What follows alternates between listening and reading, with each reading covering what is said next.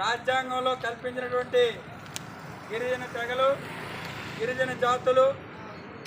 వాటికి చెందినటువంటి ఉపజాతుల్లో ఉన్నటువంటి పైడి జాతి, అలాగే తలియా అనేటువంటి మనము ఈరోజు రాజ్యాంగబద్ధంగా మనకు కావలసినటువంటి సంక్షేమ ఫలాలు కానీ, భూమి కానీ,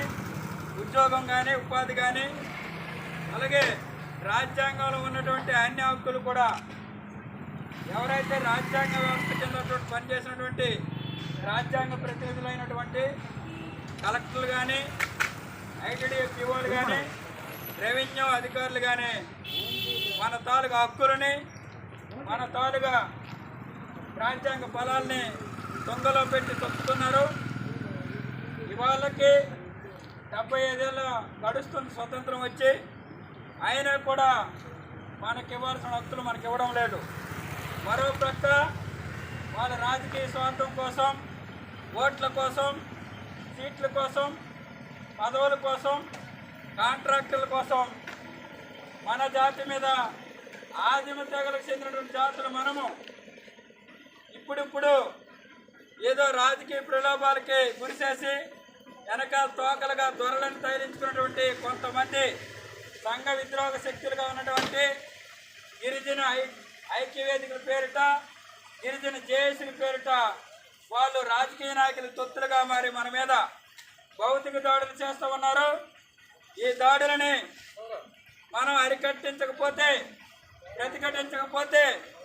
పోరాడకపోతే మన మీద మరింత దాడులు జరిగే అవకాశం ఉంది. కాబట్టి ఈరోజు జరుగుతున్నటువంటి శ్రీకాకుళం జిల్లా కేంద్రంలో కలెక్టర్ గారి కార్యాలయం సాక్షిగా, మన పోలీసు మిత్రుల సాక్షిగా, పత్రికా మిత్రుల సాక్షిగా మనం ఒకటే అడుగుతున్నాము. అయ్యా, సీతంపేట ఐటీడీఏ పీఓ గారు, అలాగే పాలకొండ ఆర్టీఓ గారు, శ్రీకాకుళం జిల్లా కలెక్టర్ గారు, ఈ జిల్లాలో శాంతి భద్రతల్ని కాపాడి ప్రజల ప్రాణాలను కాపాడుతున్నటువంటి జిల్లా ఎస్పీ గారు, మా పోలీసు మిత్రులు అందరూ కూడా మా ప్రాణాలకు రక్షణ కల్పించండి, అలాగే మా ఇళ్ళకి రక్షణ కల్పించండి, అలాగే మా కుటుంబాలకు రక్షణ కల్పించండి, అదేవిధంగా మా పిల్లలకి రక్షణ కల్పించండి. మా మీద దాడులు చేస్తున్నటువంటి ఐటీడీఏ పీఓ మీద చర్య తీసుకోండి. మా మీద దాడులు చేస్తున్నటువంటి సంఘ విద్రోహ శక్తులైనటువంటి ఐక్యవేదికల పేరుతో ఉన్నటువంటి విద్రోహ శక్తుల మీద చర్య తీసుకోండి అని చెప్పేసి